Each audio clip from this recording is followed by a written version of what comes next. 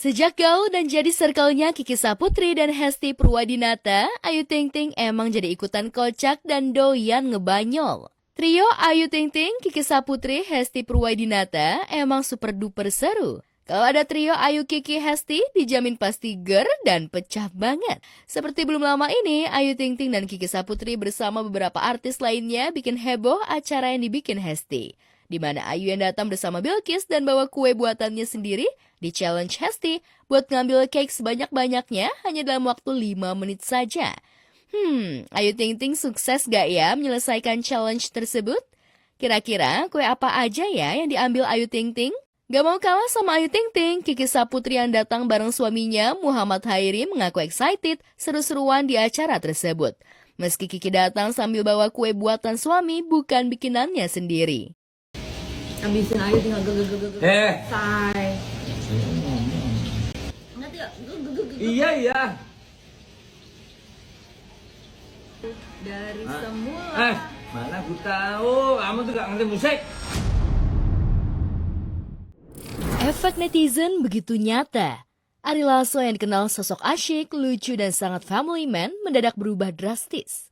Dicap pria kasar, pria beratitude rendah, hingga dilabeli pria red flag. Gegara sikapnya pada sang kekasih, Dirli Joshua. Namun usai heboh dan banjir cacian, Ari segera mencoba meminta maaf dan mengklarifikasi apa yang terjadi. Dirli pun buru-buru membela pria pujaannya. Sampai-sampai ayat-ayat suci pun diusung untuk kian meyakinkan publik. Namun apakah publik langsung percaya? Jawabannya tidak. Masyarakat dan terutama netizen justru yakin unggahan Ari maupun Dirli hanya siasat, hanya upaya meredam hujatan untuk Ari Lasso. Buktinya, netizen malah ramai-ramai meminta Dirli untuk tinggalkan Ari.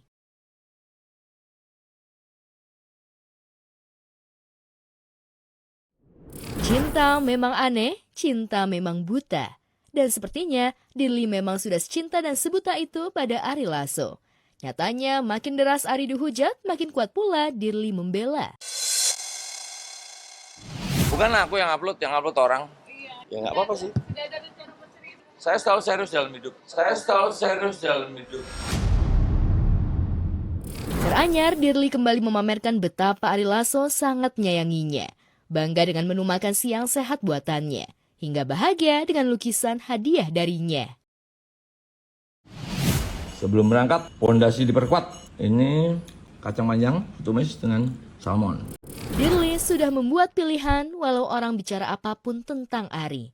Dalam berbagai kesempatan, Dirli justru mengaku bersyukur dipertemukan dengan lelaki se-family man Ari Lasso, lelaki impiannya. Sayang dan hangat pada anak-anak.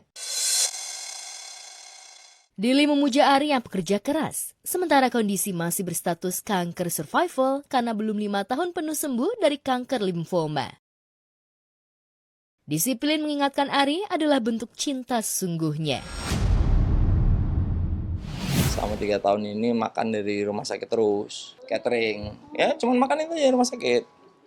Nah 3 bulan ini saya mulai makan normal. Tapi masih sering sih mules mendadak gitu. Tapi kata dokternya harus dicoba, karena 3 tahun makan itu aja juga stres juga. Tragis, impian Amarzoni menggapai kebebasan dalam beberapa bulan batal terlaksana. Ia bahkan dipastikan tak akan bisa menghirup udara kebebasan usai kabar jika ia lebih baik dihukum mati, usai disebut-sebut menjadi bagian dari lingkaran pengedar narkotika, sehingga hukumannya akan semakin berat. Pihak Kejaksaan Negeri yang ditemui di setelah pemindahan penahanan Amarzoni dari Rutan Salemba ke Rutan Cipinang membenarkan jika Amarzoni diduga terlibat dalam peredaran barang haram itu. Tersangka MAA alias Aset yang merupakan mantan artis atau public figure diketahui terlibat peredaran narkotika dari dalam rutan kelas 1 Jakarta Pusat berupa narkotika jenis sabu dan tembakau sintetis. Berdasarkan hasil penyidikan, para tersangka memperoleh narkotika jenis sabu dan tembakau sintetis dari tersangka MAA alias Aset yang mendapatkan narkotika tersebut dari seseorang yang berada di luar rutan kelas 1 Jakarta Pusat.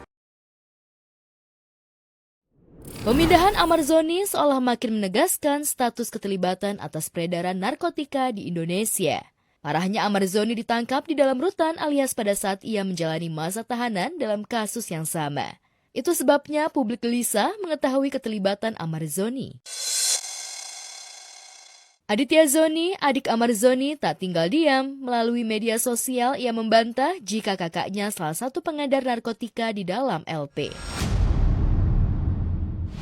Dan sebagai adiknya Bang Amar, yang tahu seluruh kehidupannya Bang Amar dari kecil sampai sekarang, saya yakin abang saya tidak seperti apa yang dituduhkan oleh media. Abang saya adalah pribadi yang baik. Walaupun banyak sekali coba-cobaan yang menghampiri keluarga saya, ya teman-teman tahu sendirilah.